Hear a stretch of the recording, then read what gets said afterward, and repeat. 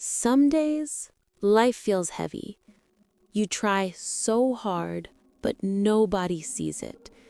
You put in the work, but someone else gets the praise. It feels unfair, and it hurts. This is the feeling young Milo, a 14-year-old farm boy, knew very well. Milo lived with his mother on a small, quiet farm at the edge of Green Hill Village. Life there was simple. Morning sun on the wheat fields, the smell of hay, the soft clucking of chickens. Milo loved the farm, even though the work was hard. But there was one thing Milo did not love: Leo. Leo was the son of a rich farmer nearby. He was loud, proud, and always showing off. Every time Milo carried heavy bags of feed, Leo would ride past on his shiny new tractor, honking the horn and waving like a king. "Look at my tractor," Leo shouted. "It's the newest model." Milo just nodded and kept working. He didn't have a tractor. He only had an old wheelbarrow with one wobbly wheel. One morning, the village announced a harvest contest. Whoever brought the best vegetables, the best green, and the best fruit would win a golden ribbon and a big cash prize. Everyone talked about it. Leo was already bragging. "I will win for sure," he said. "My father bought the best seeds from the city." Milo said nothing. He quietly planted what he had, old seeds saved by his late father. The seeds were not special, but they were full of memories. Milo worked every day, watering, checking the soil, protecting the plants from pests. He didn't post photos. He didn't brag in the market. He didn't tell people how many hours he spent working. He just worked. One night, a huge storm hit the village. The wind was wild. The rain felt like needles.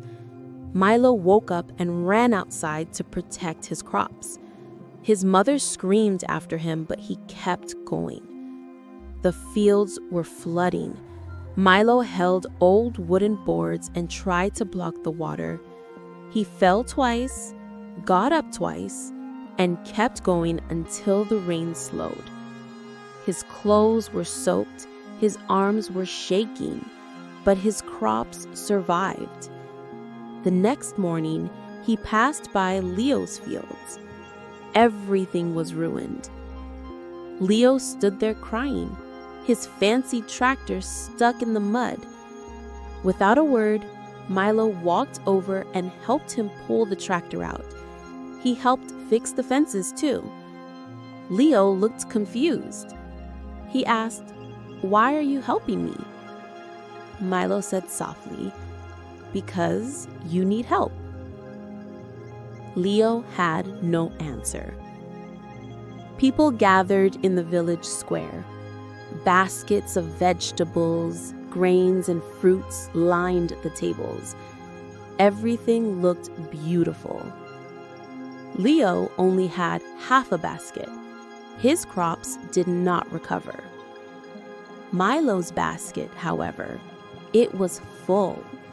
Bright red tomatoes, golden green, fresh green beans, all grown with quiet care. When the judges tasted Milo's vegetables, their eyes lit up. "These are the best we've had in years." Milo won the golden ribbon. The crowd cheered, not because he was loud, not because he bragged, but because they had seen his kindness, his honesty, and his quiet strength. Leo walked up to him. He looked embarrassed. "Milo, I'm sorry," he whispered. "I always showed off. I thought that made me better. But you just worked, and you still helped me." Milo smiled. You don't need to be loud to be strong. Good work speaks for itself. Leo nodded slowly, understanding for the first time. In life, many people show off. They talk big. They shine bright for a moment. But quiet success? That stays. Hard work speaks louder than bragging. Kindness grows stronger than pride. And real strength, the kind that lasts, never needs to shout. So work quietly, grow steadily, and let your success make the noise.